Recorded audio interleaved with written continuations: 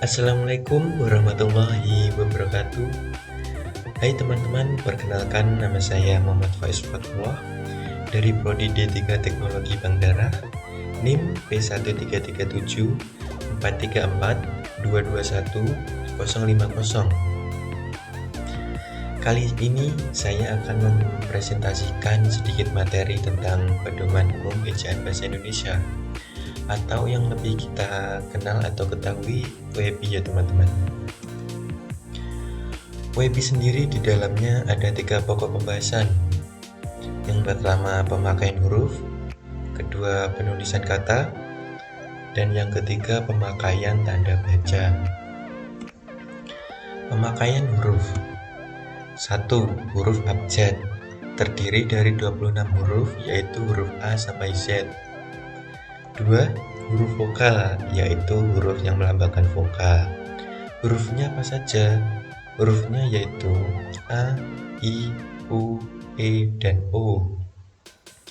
3. Huruf konsonan. Huruf yang melambangkan konsonan dalam bahasa Indonesia ada 21 huruf, yaitu huruf A sampai Z, kecuali huruf vokal. Keempat, huruf diftong.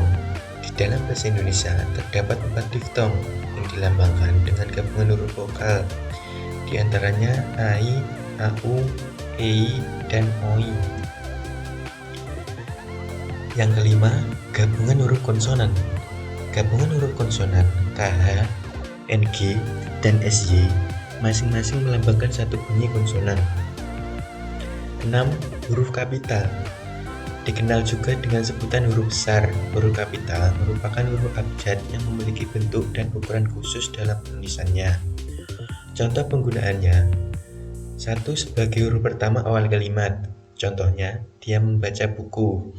Huruf D memakai huruf besar. 2. Sebagai huruf pertama nama unsur nama orang, Tuhan, agama, negara, dan kitab suci. Contohnya, Dewa Pedang, Allah, Islam, Indonesia, dan Al-Quran. 3. Sebagai huruf pertama sebuah gelar kehormatan. Contohnya S, ITK, ITM, atau Sarjana Kesehatan Masyarakat. 7. Huruf tebal. Huruf tebal dipakai untuk menegaskan bagian tulisan yang sedang ditulis miring. Contohnya huruf DH seperti pada kata Ramadan, namun tidak terdapat dalam WEBI. Huruf tebal dapat dipakai untuk menegaskan bagian-bagian karangan seperti judul buku, bab, atau subbab. Contohnya 1.1 latar belakang dan masalah, 1.2 tujuan. 8. Huruf miring dipakai untuk menuliskan judul buku, nama majalah, atau nama surat kabar yang dikutip dalam tulisan, termasuk dalam daftar pustaka. 2. Huruf miring dipakai untuk menegaskan atau mengkhususkan huruf, bagian kata, atau kelompok kata dalam kalimat. Contohnya, buatlah kalimat dengan menggunakan ungkapan lepas tangan. Lepas tangan ditulis dengan huruf miring. Selanjutnya, huruf miring dipakai untuk menuliskan kata atau ungkapan dalam bahasa asing. Contohnya, upacara Peusiju atau tepung tawar menarik perhatian wisatawan asing yang berkunjung ke Aceh. Kata Peusiju ditulis menggunakan huruf miring karena merupakan bahasa asing. Oke, selanjutnya kita masuk ke penulisan kata. 1. Kata dasar, yaitu kata asli yang belum memiliki imbuhan. 2. Kata perimbuhan. Kata perimbuhan atau dapat disebut dengan afik adalah kata yang telah mengalami proses pengimbuhan atau afikasi. Imbuhan itu sendiri adalah bentuk terikat yang apabila ditambahkan pada kata dasar atau bentuk dasar akan mengubah makna gramatikalnya. Contoh, kata dasar luhur ditambah imbuhan di awal kata L menjadi kata leluhur. 3. Gabungan kata. Gabungan kata juga bisa dimaknai ketika suatu kata terdiri atas kata awalan dan diberi akhiran. Hampir seluruh bentuk gabungan kata diberi awalan dan akhiran. Beberapa penulisannya pun juga diberi tanda hubung agar tidak menimbulkan salah pengertian. Contoh, ibu strip tanda atau tanda hubung bapak kami. Selanjutnya nomor 4, bentuk ulang. Bentuk ulang ditulis dengan menggunakan tanda hubung di antara unsur-unsurnya, misalnya anak-anak, ibu-ibu, atau bapak-bapak.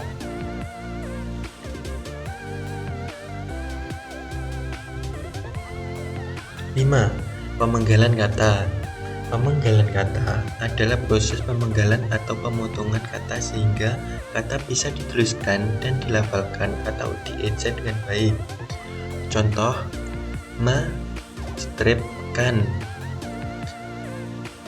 te strip man, ka strip wan, ta strip bu, ba strip bi, su strip kar. 6. Kata depan. Kata depan seperti di, ke, dan dari ditulis terpisah daripada kata yang mengikutinya. Contoh, di mana dia sekarang? Ia berasal dari Pulau Penyengat. 7. Singkatan dan akronim. Singkatan dan akronim adalah kependekan dari kata atau gabungan kata. Singkatan dilafalkan huruf per huruf. Contoh, PDIP, BPUPKI, RI, PBSI, PSSI. Sedangkan kata akronim dilafalkan sebagai suku kata. Contoh, STAIN, SIM, MAN, BIG, BIN, LIPI, LAN, PASI, dan PAN. Selanjutnya nomor 8. Partikel. Partikel lah, kah, dan tah ditulis serangkai dengan kata yang mendahulunya. Misalnya, bacalah buku itu baik-baik. Selanjutnya, partikel ditulis terpisah dari kata yang mendahulunya. Misalnya, apapun permasalahan yang muncul, dia dapat mengatasinya dengan bijaksana. Selanjutnya, partikel per yang berarti demi, tiap, atau mulai ditulis terpisah dari kata yang mengikutinya. Misalnya, mereka masuk ke dalam ruang rapat satu persatu. Selanjutnya, nomor 9, angka dan bilangan. Angka Arab atau angka Romawi lazim dipakai sebagai lambang bilangan atau nomor. Angka Arab seperti 0, 1, 2, 3, dan seterusnya. Sedangkan angka Romawi sebagai berikut contohnya, seperti di layar. Bilangan dalam teks yang dapat dinyatakan dengan 1 atau 2 kata ditulis dengan huruf, kecuali jika dipakai secara berurutan seperti dalam perincian. Misalnya, mereka menonton drama itu sampai 3 kali. Angka 3 tidak ditulis dengan angka, namun dengan huruf. Selanjutnya nomor 10. Kata ganti ku, kau, ku di akhir, mu di akhir, dan nya di akhir. Kata ganti ku dan kau ditulis serangkai dengan kata yang mengikutinya. Sedangkan ku, mu, dan nya ditulis serangkai dengan kata yang mendahulunya. Misalnya, rumah itu telah kujual. Majalah ini boleh kau baca. Selanjutnya nomor 11 dan yang terakhir, kata sandang, si, dan sang. Kata si dan sang ditulis terpisah dari kata yang mengikutinya. Misalnya, surat itu dikembalikan kepada si pengirim. Oke, selanjutnya kita masuk ke pokok pembahasan yang terakhir, yaitu pemakaian tanda baca. Yang pertama ada tanda titik.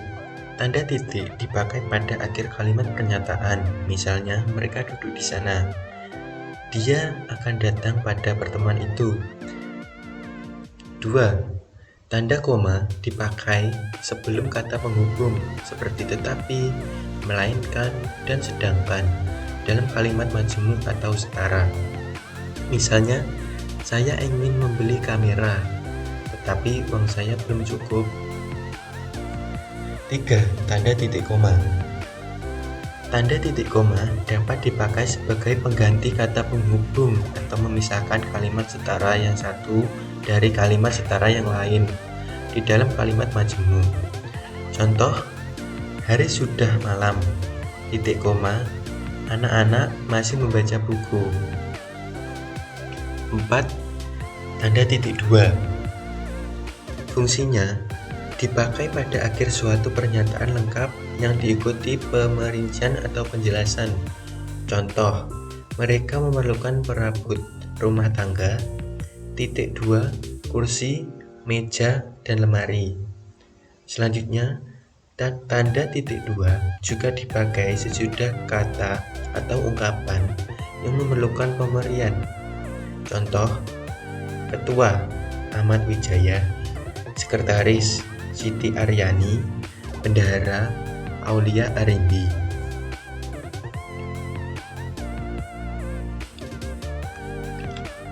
Oke, selanjutnya nomor 5, yaitu tanda tanya.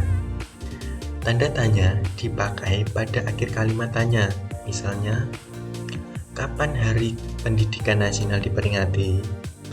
Tanda tanya dipakai di dalam tanda kurung untuk menyatakan bagian kalimat yang disangsikan atau yang kurang dapat dibuktikan kebenarannya.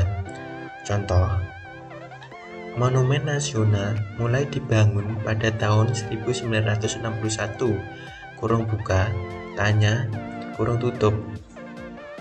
6. Tanda seru. Tanda seru dipakai untuk mengakhiri ungkapan atau pernyataan yang berupa seruan atau perintah.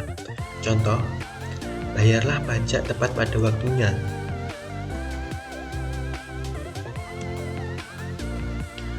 7. Tanda hubung dipakai untuk menandai bagian kata yang terpenggal oleh pergantian baris. Misalnya, di samping acara lama, diterapkan juga cara baru. Selanjutnya, dipakai untuk menyambung unsur kata ulang, misalnya anak-anak. 8. Tanda pisah. Tanda pisah dipakai untuk membatasi penyisipan kata atau kalimat yang memberi penjelasan di luar bangun kalimat. Contoh, keberhasilan itu, tanda pisah, kita sependapat, tanda pisah dapat dicapai jika kita mau berusaha keras. Selanjutnya, tanda pisah dipakai di antara dua bilangan, tanggal atau tempat, yang berarti sampai dengan atau sampai ke. Misalnya, tahun 2010, tanda pisah 2013. Oke teman-teman, selanjutnya yaitu nomor 9, yaitu tanda petik. Tanda petik dipakai untuk mengapit petikan langsung yang berasal dari pembicaraan, naskah, atau bahan tertulis lain. Misalnya, tanda petik merdeka atau mati, dan diakhiri juga dengan tanda petik, seru Bung Tomo dalam pidatonya. 10. Yaitu tanda kurung siku. Tanda kurung siku dipakai untuk mengapit huruf, kata, atau kelompok kata sebagai koreksi atau tambahan atas kesalahan atau kekurangan di dalam naskah asli yang ditulis orang lain.